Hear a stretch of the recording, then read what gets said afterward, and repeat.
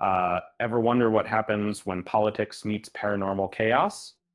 Adult Swim is diving into that question this summer. And before you hit play, um, don't forget to subscribe and smash that like button. Um, the Rick and Morty universe continues to expand with President Curtis, a new series hoping to avoid the pitfalls of previous spin-offs.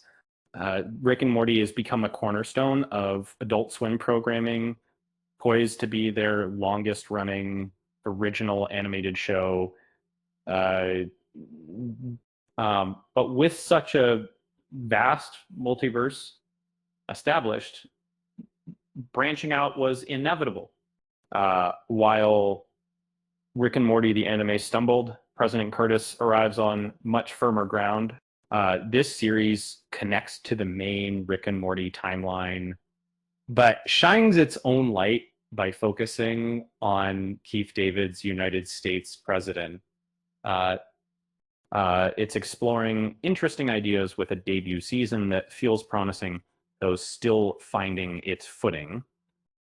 President Curtis stars the titular leader as he navigates his first term while battling everything from vampires to werewolves.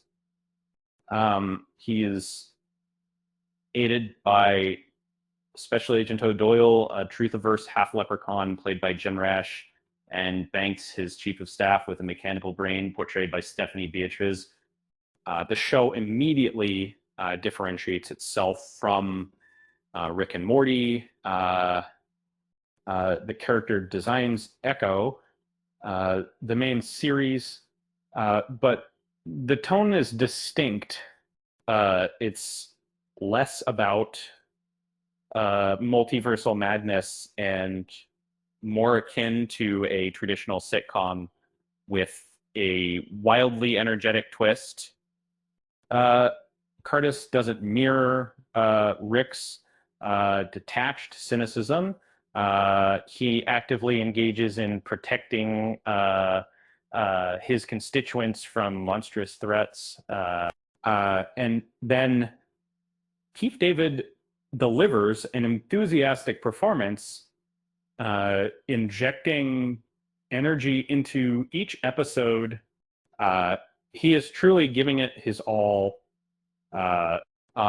Episodes typically involve tackling mythological monsters or uncovering presidential conspiracies, interwoven with character development and serialized elements.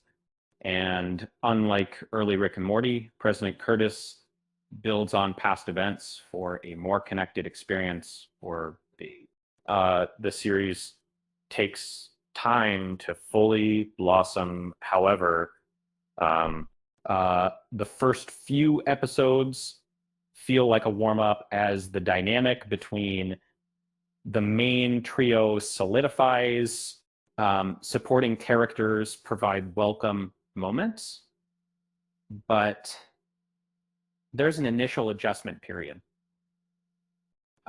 This places considerable weight on Curtis early on, requiring him to carry those initial episodes.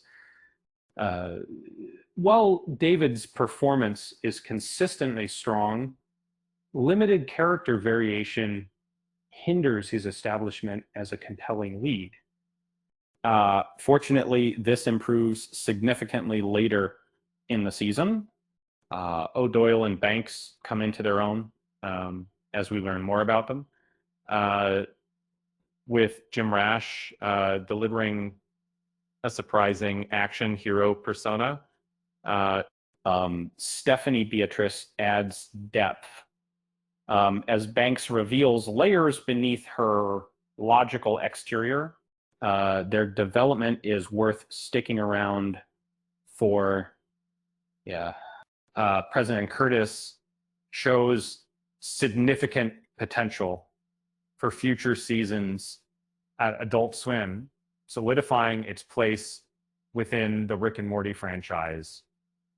The 10-episode run establishes it as a fun show with evolving characters and unexpected humor.